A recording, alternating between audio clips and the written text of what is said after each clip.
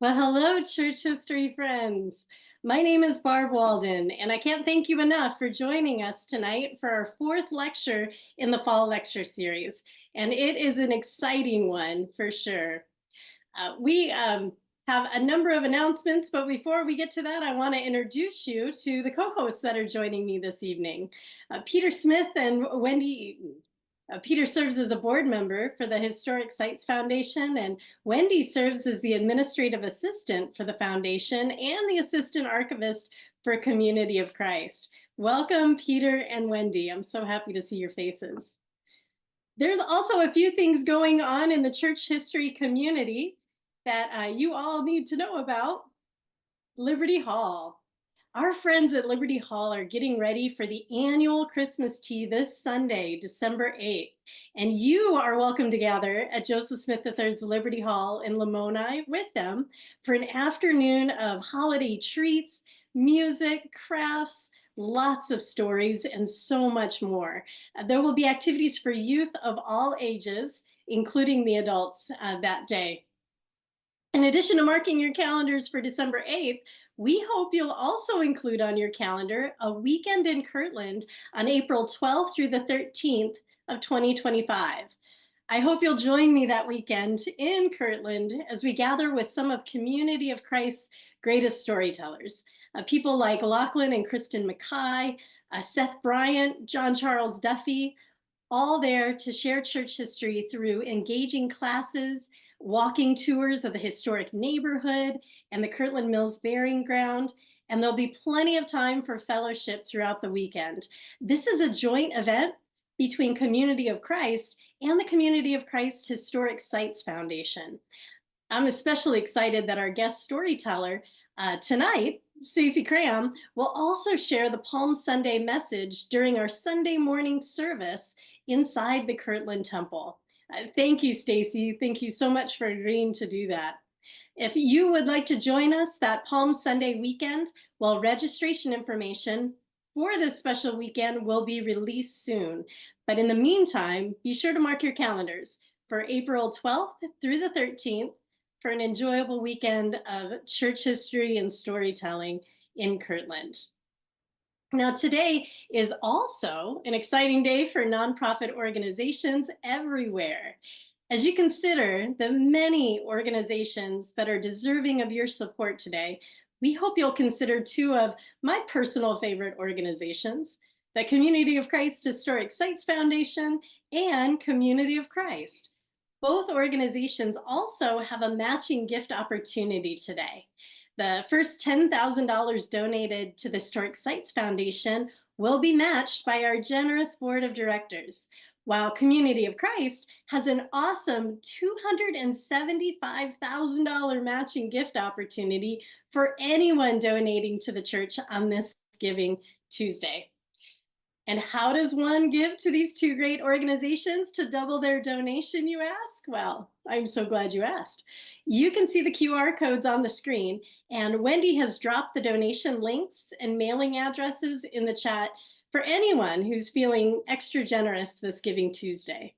I can't thank you enough for your consideration, friends. Your generosity impacts the lives of present and future generations, and organizations like these would not be able to survive and thrive without generous people like you. So thank you so much for considering a gift today. And speaking of all good things, we have a great program planned for you this evening. Tonight's speaker is our second storyteller in the new series, Your Story is Church History.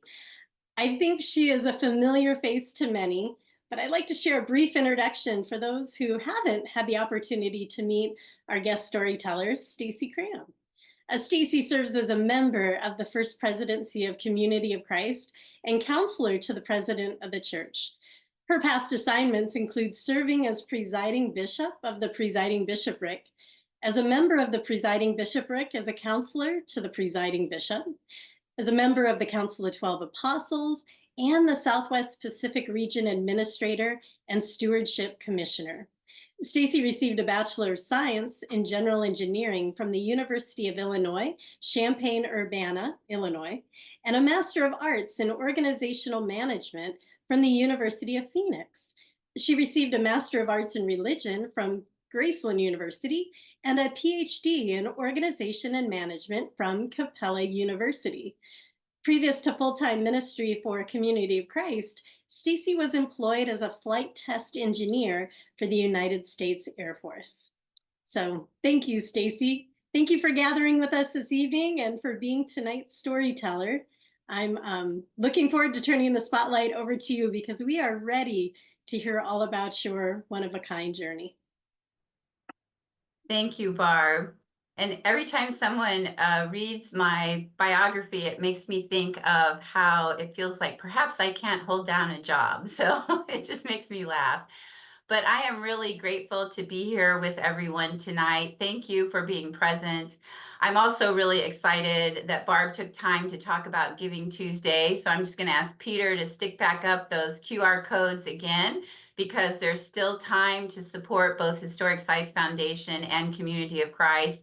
And I just want to add my voice to that of Barb's about how grateful we are and how your generosity makes a huge difference. The Community of Christ just put out an update at 7 p.m. And since you are all online here, you may have not seen it. But as of 7 p.m., we had received 301,000 US dollars from the US, from Canada, British Isles, and Europe. So with the matching funds, we're at $506,000. We've had 522 contributors participating today, and there's still lots of time left, especially for those of you who are further west than some of us. So I am just amazed and so tremendously grateful for the support that's been provided. And I look forward to hearing the news from the Community of Christ Historic Sites Foundation as well. And Barb and Wendy, I need to confess, it's been a busy day. I haven't made my Historic Sites Foundation contribution yet, but I will. So it will get in there. So again, thank you all for being here. I have just a really strong belief that all of our stories are important, and that our stories weave together with each other's stories and with those who have gone before us, creating opportunities for others to carry the story into the future. And so I kind of wish we could have storytelling, but I look forward to future opportunities where we might all find ourselves together and I can hear some of your story. So thank you for being here to listen to some of my story. Although it feels a bit uncomfortable talking about myself, I've been really grateful for the opportunity of preparing for tonight, because during those efforts, it gave me a chance to walk down memory lane. It was kind of like the spiritual practice of the prayer of examine, but instead of focusing on just a day, I got to focus on my whole life. For those of you who may not be familiar with that practice, the examine is a prayer developed by Saint Ignatius of Loyola that helps you become aware of God's presence in your life. So I'll have Peter go to slide 1. And that shows you kind of the 5 steps of the prayer of examine. So for me, this journey of looking at my life has been about placing myself in God's presence. And then tonight, joining together with you in God's presence, giving thanks for the many ways that God's love and God's blessings have been part of my unfolding story, and as part of our unfolding story as a faith movement. I've had the opportunity to pray for grace to understand how God has acted in my life and is currently acting in my life. I've been able to review my journey as daughter, sister, disciple, professional, wife, priesthood member, mother, and now grandmother, and all the other hats that I've had the privilege of wearing through the years. And I've also reflected on my life, recognizing God's unconditional love and grace throughout the mountaintop experiences as well as the kind of valley low experiences. And I've pondered how my past and how our collective past informs me and informs us as we seek to look toward the future. So tonight, I don't want to bore you to death with all of my family stories, and I want to fit within the allotted time that Barb has given me. So I kind of just allowed my mind to free flow and create a few highlights as I examined my life. One thing is for sure that my life has been filled with so many people who have blessed me beyond measure, and I am so grateful. And a lot of those people are actually online here tonight. I watched your names as you came in. I obviously will not be able to mention everyone who's been significant in my life, but let's just kind of jump in and let me do a few highlights. So, of course, we will start at the beginning. So, I was born in Olney, Illinois, which is in the central part of the United States and is part of the Brush Creek Mission Center today. My parents, who might be online here, are Jane and Galen Henson, and they are some of my greatest supporters. As I understand how my story began with the church, my paternal grandma and my dad and his sister, my aunt, joined what was then the RLDS church when their family moved to the big city. Not really, I'm just kidding, but it was the big city compared to where they had been living of Flora, Illinois. As I understand that story, they joined the RLDS church because that was the church on the corner down the street from their house. My grandfather Henson later joined the church, but not in the beginning. For anybody that knows history around the Brush Creek area, you would learn very quickly that there are a lot of Hensons. And there is a very strong Henson history in that part of the world. Kathy Cackler Veazey, who is related to the main Henson clan, is 100% convinced that my family is also related and that we all come from the same Henson beginnings. But I have to tell you that growing up, although I was aware that there were all these Hensons around us, I always thought that there was this huge Henson tree and we were just a little bush or a little twig on the ground, kind of resting in its shadow. But like I said, Kathy's pretty convinced that we're all connected. My mom grew up in Flora, Illinois as well. She went to the local Christian church, but she joined the RLDS church after she was married and when she was pregnant with me. Technically, you're not allowed to have two Community of Christ baptisms, but I feel like I sort of worked around the system as I was baptized while I was inside my mom and then baptized for real when I was 8. I have a younger brother. My parents and my brother and his family all live in Illinois, just kind of east of St. Louis. And my mom was an only child. My dad only had the one sister who only had one child. So I only had one first cousin. So my immediate family was relatively small. Today, all of my grandparents, my aunt and uncle, and my first cousin have all passed. But my parents are still with us, as is my brother. My husband, Steve, and I got married in 1983. Here's a picture of our wedding. We met in college in the Reserve Officer Training Corps for the Air Force, which is also known as ROTC. We were both attending the University of Illinois on ROTC scholarships. I was a sophomore and he was a junior, and it was not exactly love at first sight, but we definitely kept an eye on each other as we met. In the end, I gave up my scholarship 9 months after Steve and I met because we got engaged and we knew that getting an assignment together would be nearly impossible since we are not planning to get married until after I graduated. I know at the time my parents panicked when we got engaged so quickly because they were concerned that I gave up my scholarship. I think they were concerned that we would set a date and that I somehow wouldn't finish college. But I think if you could ask them tonight, that they would agree I made a great choice in my lifelong partner. Since Steve was ahead of me in school, I increased my course load and completed my bachelor's degree in engineering in about 3.5 years. And so that allowed me to graduate just 6 months after Steve.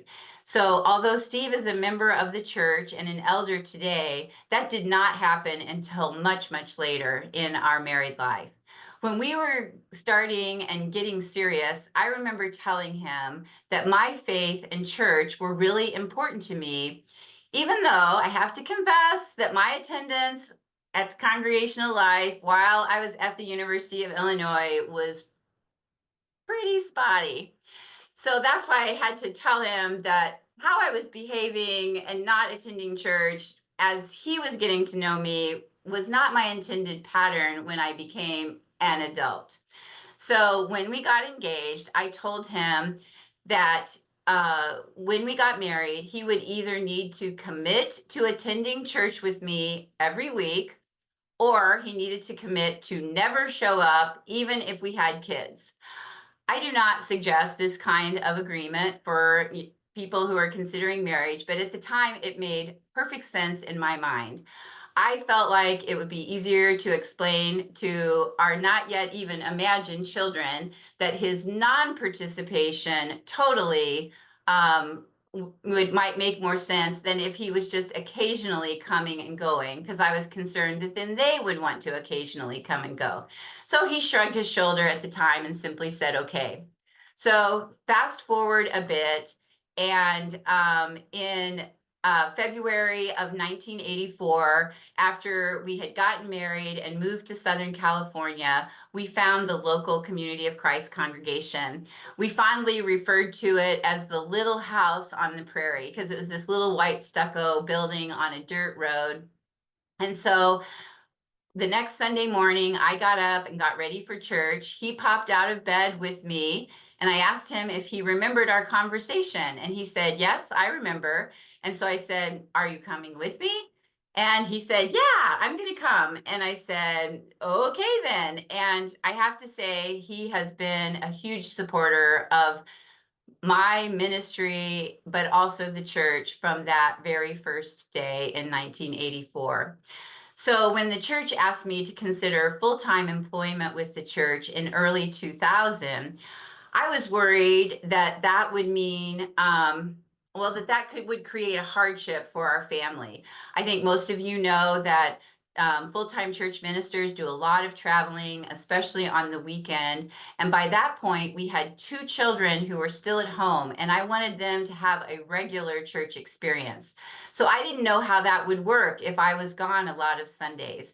When I explained this to Steve, he said, well, why is that a problem? I'll take them to church every Sunday. I mean, I go every Sunday. Why would you think that I wouldn't? And he did. So fast forward way into the future now, into 2004, and Steve decided to get baptized in December of 2004. I know a lot of you are history buffs. That was kind of a turbulent time in the life of the church. Grant was needing to step down because of health problems, and the Council of 12 was working on kind of an emergency discernment process to see who was called to lead the church as the next prophet president. But in the midst of all of that, when I think a lot of church members were like, oh my gosh, what is going on? 70 Brad Speaks, who was the pastor of the Seekers group that was meeting at Stone Church, planned a baptismal service right around Christmas time. And for reasons that Brad, I don't think, can even explain, he had this strong urging to pick up the phone and reach out to Steve. And it was about a week or so before the service, and ask him if he wanted to be baptized. Now, in the past, people had extended that invitation. So it wasn't the situation that Steve never had received the invitation. He had always kindly responded, always said no, and just simply continued to be kind of a silent, in the back of the room supporter. But for some reason, this time he told me about Brad's call, and I said, what'd you tell him? And he said, I told him I'd think about it. And much to my surprise, he decided he wanted to be baptized. Honestly, I was a little concerned that somehow he was feeling pressure since I had joined the presiding bishopric in 2002 and was part of the World Church Leadership Council. I was worried that maybe somehow people were going around me and kind of, talking to him and putting pressure on him and explaining how he was, distracting somehow from my ministry. But he kept saying, no, that's not it at all. I just really feel like I want to do this. Um, it surprised me so much that when I had the opportunity to baptize him in the Luff Hall of Stone Church, it's there in the basement of Stone Church, we walked into the water together, and I very quietly whispered to him, "Are you sure?" And he responded in a whisper that was so loud that everyone in the whole room could hear it. He was like, "Yes, I'm positive. Now just do it." And the whole room laughed as I lowered him into the water. So it was a memorable moment, but he is and has been a faithful companion, and I am so grateful for him. And he's an important part of who I am today. Steve and I have been blessed with two adult children. Our oldest, you see her here as a preemie baby. Shannon is now married to Kevin, and they have three children. They have a girl and boy twins who are like 2.5, and they have a baby son who is like 5 months. They are currently in Boston. We spend our time in Independence and part of our time in Boston, which is where I'm at tonight. Shannon is a general surgery resident at Massachusetts General Hospital, and Kevin is a packaging engineer with Lindt Chocolate. So yes, if I look heavier at conferences, because we get a lot of free chocolate, but they are very busy people. So Steve and I try to help as we are able. We all know it takes a village to love and raise children. And so Steve and I are just grateful for the opportunity to do some remote work, which allows us to be present in ways with them that we would not been able to do in the past. So we're grateful for that. Our youngest is Spencer, and this is a picture of both Shannon when Spencer was born and Spencer. They're about 2 years apart. Spencer is a software engineer with Woven, which is a subsidiary of Toyota, and Spencer lives in Tokyo with his girlfriend Yurei and his dog Emmy, and he's been there for about 5 years. So although our family is spread out around the world, we are really close, and we use technology and travel to stay connected. Well, I could tell you family stories for the rest of the time, and all of you who are grandparents know how many grandchildren stories we have. But let me jump into my journey about becoming and living as a disciple. So as you've already heard, I grew up in what is now Community of Christ. And Peter, you can turn this picture off if you want to.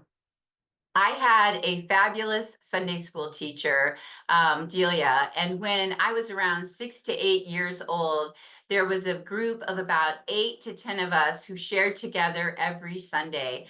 And in fact, when we all started turning 8, we waited until the last one turned 8 so we could all be baptized and confirmed together.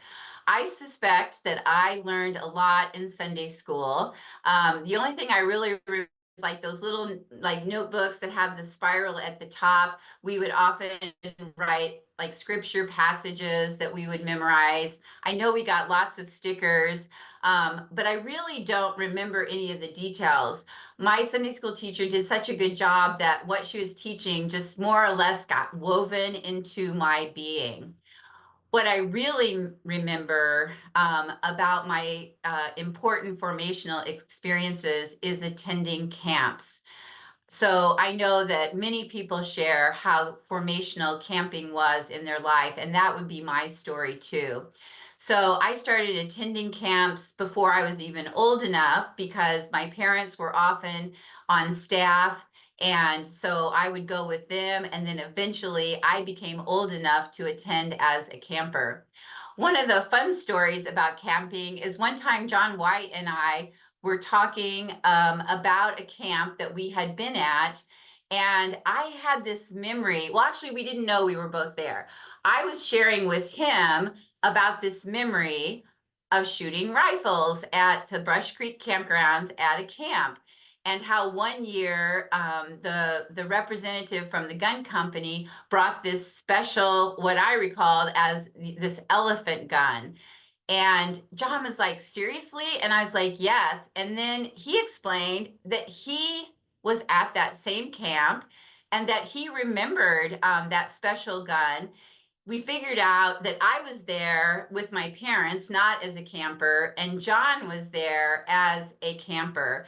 So, how amazing is it that literally decades later, John and I had the privilege of serving together in the North Central Field when I was an apostle and he was president of 70 and our field missionary coordinator.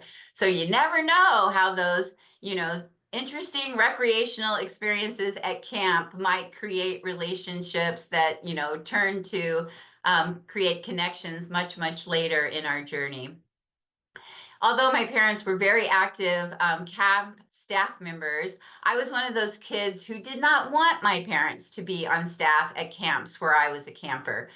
I really wanted my independence and my space to spread my own wings and to develop my own sense of faith.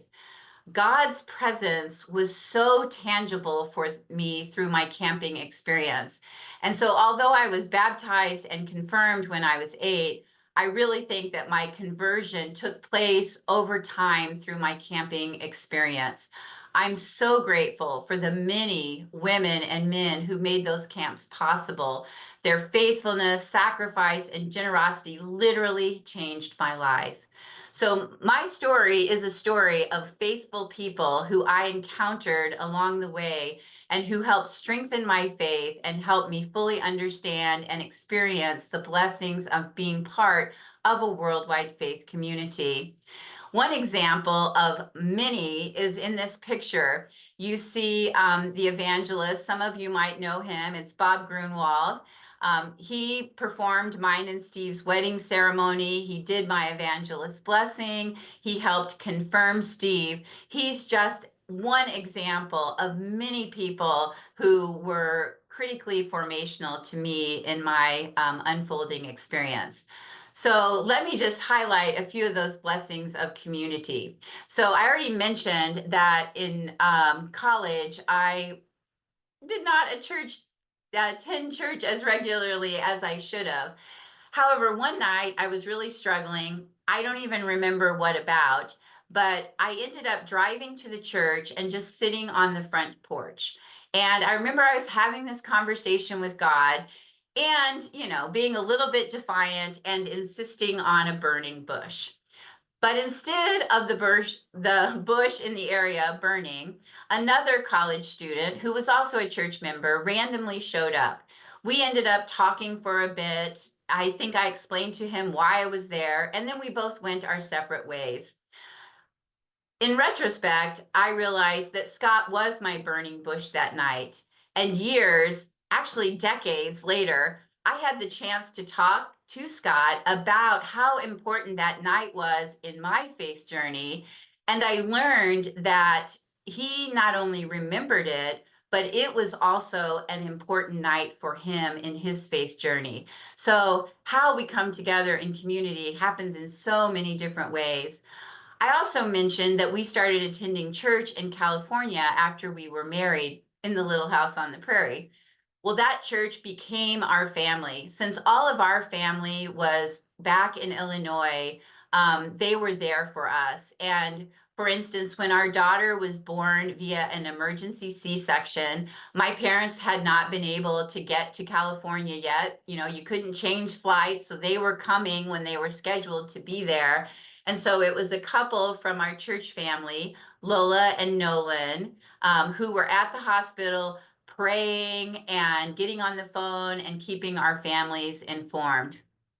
Years later, when Shannon twisted her wrist on the playground when we lived in Nevada, it was our pastor Nancy who went and picked her up and took her to get her cast because Steve and I were both working remotely and couldn't get there. Or when we moved to Missouri, our kids really wanted to still attend reunion at Buckhorn in California and go to spec with Calizonia. And several families in Southern California, the McGuires, the Grands, the McGrath, made that possible, sponsoring our kids, picking them up at the airport, and supporting them in their faith journey.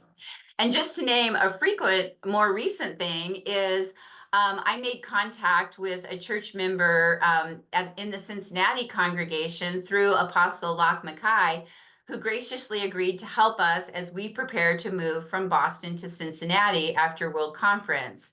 Locke just asked, and she said yes with no problem or without any hesitation. So how amazing it has been to know that wherever me or my family needs help, if we contact someone from Community of Christ, we can count on them being there. I know that this has been really critical to my unfolding understanding and deeply rooted feeling about what it feels like to live in God's kingdom or kingdom, or to live in what I believe Zion is all about. So I am grateful beyond measure for the people of Community of Christ, and know that my story is richer and my belief in God's vision of shalom stronger because of these glimpses of Zion that come through connecting with others. Through the years and all these associations, my faith in God and the blessings in people's lives made possible through Community of Christ have really strengthened me. Now, the truth is, I never imagined growing up that I would be in the priesthood or working for the church. Of course, when I grew up, priesthood wasn't even an option for women. So thanks to the encouragement of my physics teacher in high school, I ended up getting admitted to the University of Illinois, as you already heard, and getting my engineering degree. So after I graduated and Steve and I got married, we were quite literally living the dream in Southern California in 1984 when Section 156 was adopted into the Doctrine and Covenants. I remember hearing about what happened at the 1984 World Conference when people from our congregation returned from conference. We didn't have the internet and all those, quick feedback ways. And so it really wasn't till everyone got back home that we really started hearing what was happening. And I was both surprised and saddened by the conflict and the divisiveness that happened with Section 156.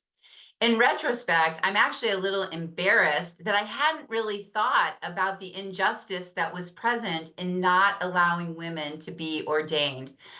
I guess since I was focused on engineering and not full-time ministry, I didn't think about how that was a missing opportunity for me.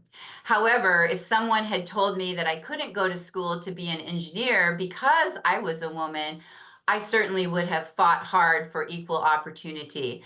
So as the news came to California, I was like transformed and amazed and grateful for what the 1984 World Conference had accomplished together and for the doors that were open.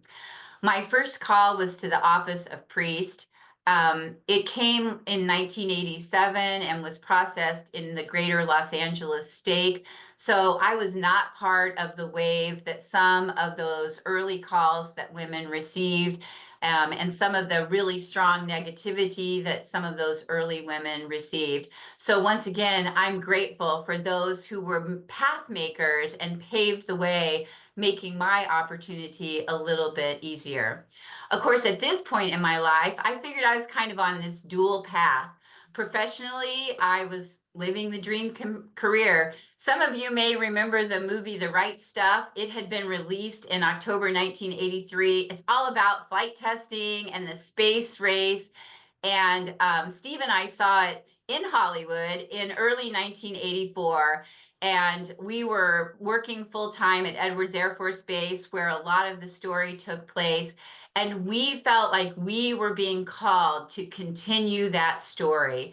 So during my career as a civilian for the Air Force, Of course, there were limited female role models or peers, but I was so fortunate because I always felt supported by my male colleagues and superiors. Now, don't get me wrong, I had to work really hard, but my hard work was indeed rewarded. So I'm going to have Peter put up slide 7. This is me prepping to take a flight in an F-16. When I got Engineer of the Year in the state of California, I got to take an incentive flight in the F-16. Lots of people, when they read my bio on the church's website, ask if I am a pilot, but I did all of my work on the ground, behind strip charts and behind computer terminals, while the flight test pilots had all the fun in the air. But in this moment, I got to fly high and pull almost 6 Gs. So it was a great reward. During my time as an engineer, I was always very active in my local congregation and district. I served in pretty much every role imaginable. So if you can think of a job that gets done in a congregation, I have likely done it. Leading children choirs, doing Christmas plays, playing the piano, serving as pastor and stewardship commissioner, teaching classes, planning parties, running fundraisers, doing potlucks, doing, traveling ministry, sitting on campground boards, and so much more. So in my career, while all of that was going on in the church, I was actually selected to take a senior executive service position in the Pentagon within the senior leadership of testing for the Air Force. But in the midst of that hiring process, there was an age discrimination claim filed. It's a really long story, but the bottom line was that I did not end up taking that position. So around that time, I had been ordained to high priest. And this is a picture of this right after the service when I was ordained. And in that transition period where I really didn't know what I wanted to do professionally, I was frustrated that this significant opportunity in Washington, D.C. had been so disrupted and had become so political. And so in the midst of that transition enters Jack Kirkpatrick, who was the apostle in the area at that time, and Bill Barnhart, who was the director of HR. And they were like, we think it's time for you to go to work full time for the church. Well, we lived in Las Vegas then. And so Bill and Jack came to Vegas. And I teased them that they really came for the Vegas vacation. But while they were there, we did talk about church employment. And ironically, we had gone out to eat at one of the hotels in the old downtown strip. So we're literally walking up and down the strip with the unbelievable, bright lights and the chaos of Vegas as they talked to me and Steve about our faith journey and about working for the church. I really struggled with whether or not I should change jobs. As I mentioned earlier, I was worried about the kids. I was worried about taking a huge pay cut. Um, you know, it was just really tough for me. And so this was another one of those times when I asked God for a burning bush. I wanted a billboard that said something like, just do it. In the end, I felt really stuck, and Bill was really pressuring me to make a decision. And so I said to Steve, I'm going to leave this decision up to you. Now, for those of you who know me well, you would know that I never leave a decision up to Steve. I am way too much of a control freak. And so he said, if I spend time deciding what to do, will you do what I say? Or will you just say, thank you and do what you want anyways? And I said to him, I concede this decision to you. Since he was not a member at that time, I really wanted him to have 51% of the vote. So he was like, okay, I'll do it. And I was like, okay, what's the answer? He's like, oh, no, you've taken weeks. I get at least a few days. And so I don't know what all he did in those few days, but eventually he came back and he said, I think we should do it. And we might say the rest is history. Of course, once again, it was years later when I realized that Steve's response was my burning bush. I just didn't recognize it in the moment. That's kind of the story of my life. I'm always a little bit slow at picking up God's signals in my life. Although, fortunately, I tend to find my pathway, even though I sometimes miss the signals.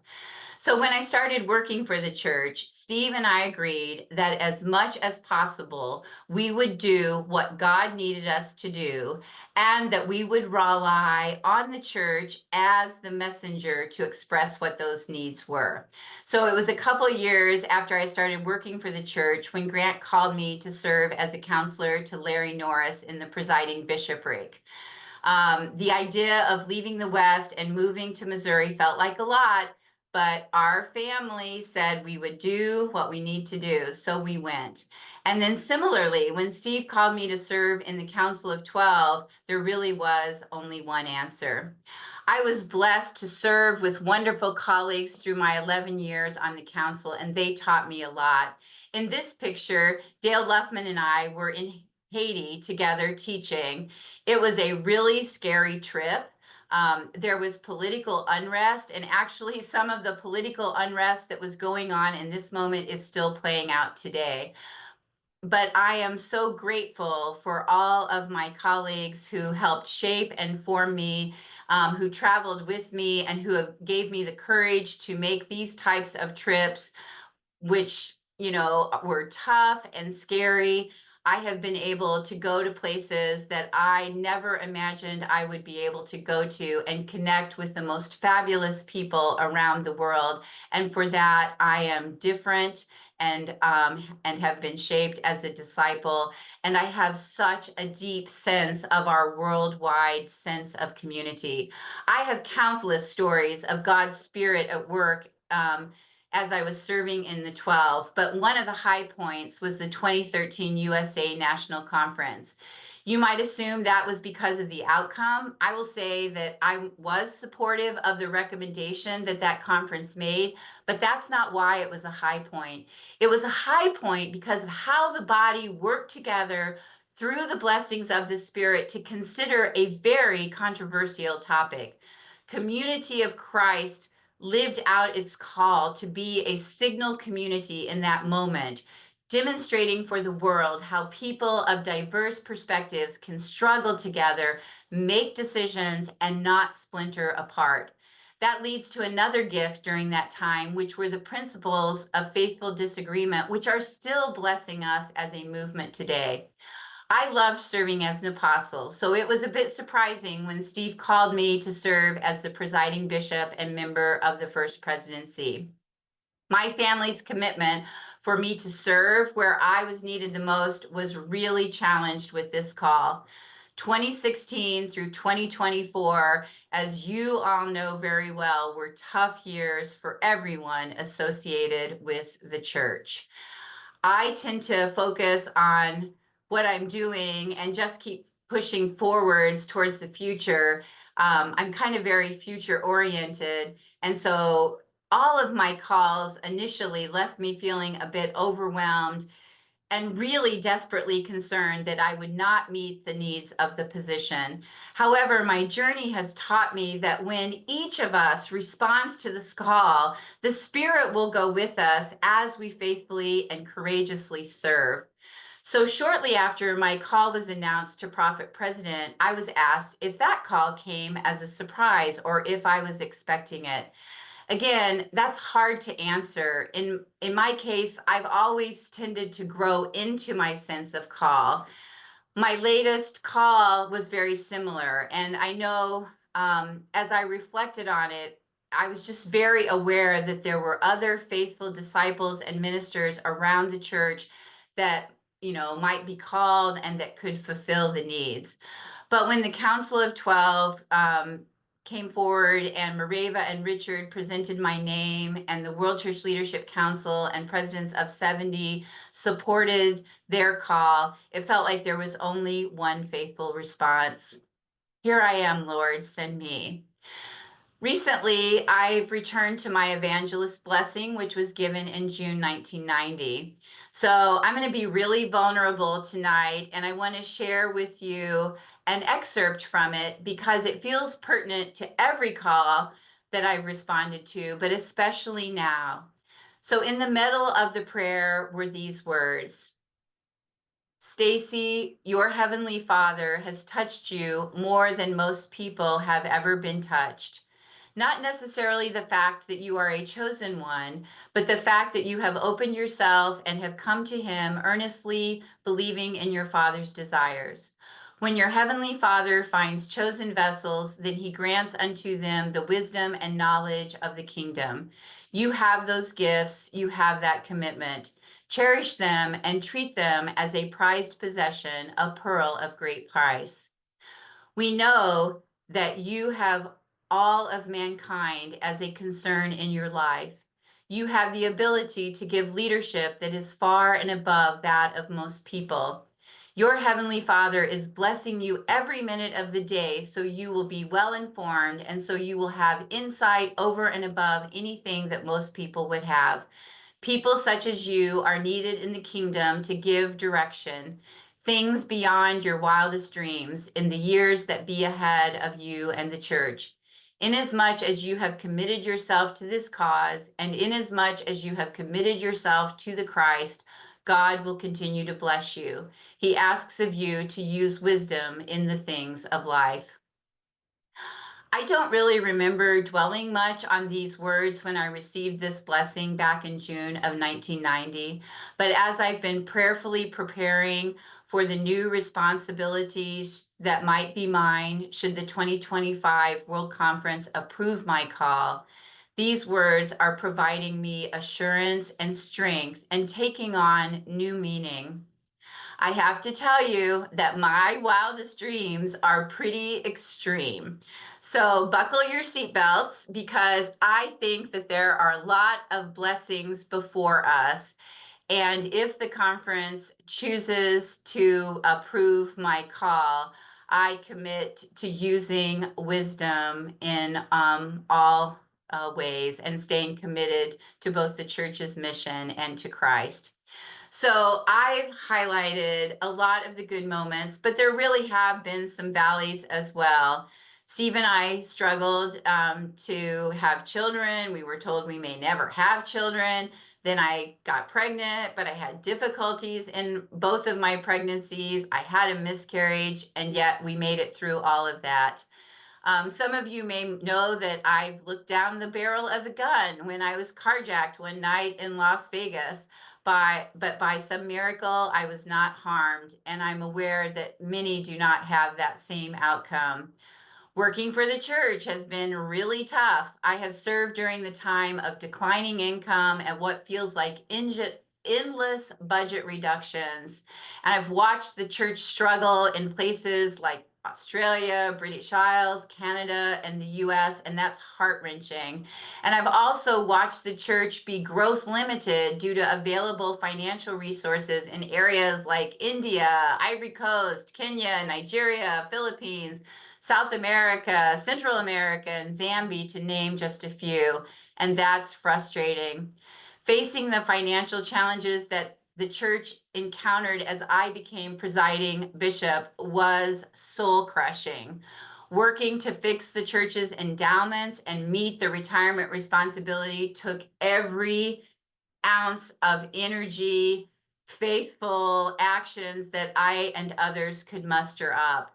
And then when we were finally starting to achieve getting beyond that, and we recognized that we were facing more budget cuts and shrinking mission without a major shift, that was unbearable.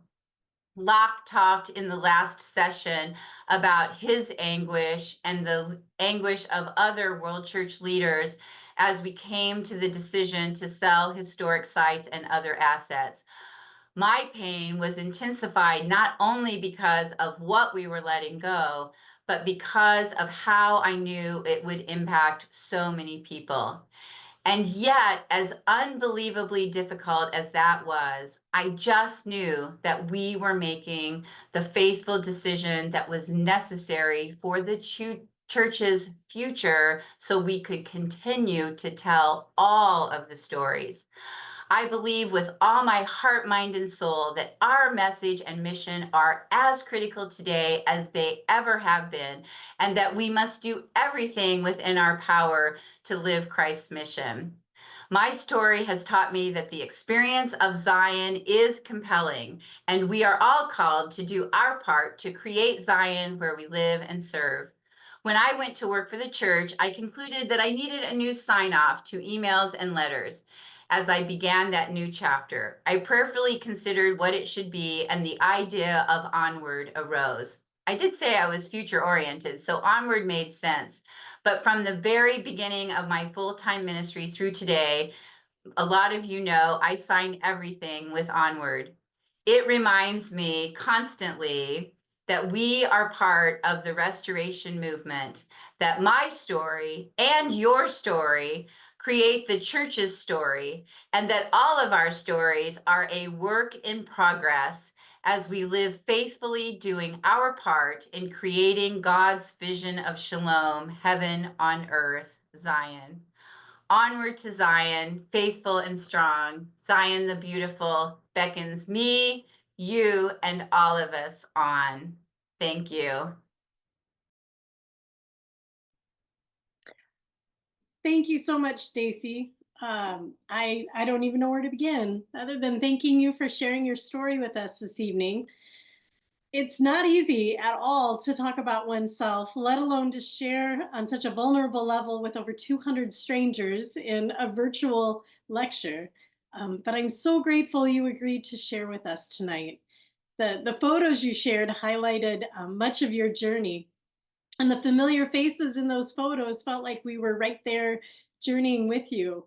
I nearly had tears in my eyes seeing Dale Luffman again, and seeing Michelle McGrath's father, Ted. That was really, really nice. Thank you for those memories. Yeah, some of the many, many disciples that have just blessed me in unbelievable ways. Yeah, yeah, and the lives that they impacted, really something.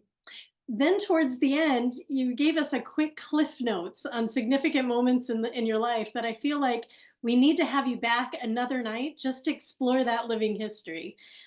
We have learned so much tonight, and I can't thank you enough. But I also feel like, oh my goodness, we need a second night to hear even more. Thank you, Stacy. I'm so sorry that I have the job of bringing our evening program to a close. I think we could listen to you all night long, and I wish we had the chance to listen to you all night long. Um, but I do want to thank you once again for opening up and sharing your story and being vulnerable with us. As we talk about supporting one another in our congregations and within our faith community, I think listening to one another's stories is essential to supporting one another. And you've certainly modeled sharing your story with us tonight. So thank you so much. Are there any final thoughts you want to share before we shut this program down? I just want to again extend my, deepest gratitude for those who chose to be online tonight. I want to invite all of you to come to World Conference. We registration will open up, sometime in late January. We're going to be experimenting with a generosity model related to registration and what it will cost. So look for more details about that. And I hope that those of you who are able to share, will be able to share financially. And I just look forward to what, where God is leading us and how the Spirit will guide us. And I'm just so grateful for Historic Sites Foundation and for all of these faithful people that are here tonight. We're all in this together, folks. We got to do it together. 100%. Thank you for your support. And also a big thank you to Peter and Wendy for helping out behind the scenes and continuing to make things look so easy. And lastly, we share our thanks to all of you, our friends in the audience, for continuing to love a good story. And we certainly heard one tonight. Thank you for supporting the Giving Tuesday matching gift opportunities that are available throughout the rest of the day. Thank you, thank you. I encourage all of you to tune in next Tuesday for our final lecture in the fall lecture series. Our friend Michael Wright will share a lecture called Living Saints, an Ecumenical Faith Journey Through the Land of Italy. Michael will take us on a virtual pilgrimage to Italian cities like Rome, Assisi, and Florence, while exploring Community of Christ's enduring principles through the experience of historic saints from many traditions, including our own restoration movement. Share stories from antiquity to modernity, to today's days. Well, he'll link the values of Community of Christ with the wisdom and experience of faith traditions older than our own, including the Roman Catholic Church, the Jewish faith, and the Waldensian Protestant tradition. This is a lecture like none other we have hosted, and I think you're really going to enjoy it. It's a little past and present church history with lots of photos from the Community of Christ Historic Sites Foundation's recent church history tour to Italy. And lastly, I promise Michael Wright will not stutter or trample through what he's trying to say nearly as much as I have tonight. So be sure to tune in next Tuesday to hear all about a pilgrimage through Italy. Wendy just dropped into the chat the link to register for our final lecture in the series. And a reminder, it's taking place on Tuesday, not Thursday, Tuesday, December 10th at 7 p.m. Central. So until then, friends, keep reading your church history. Take care and have a blessed week. We see you next Tuesday.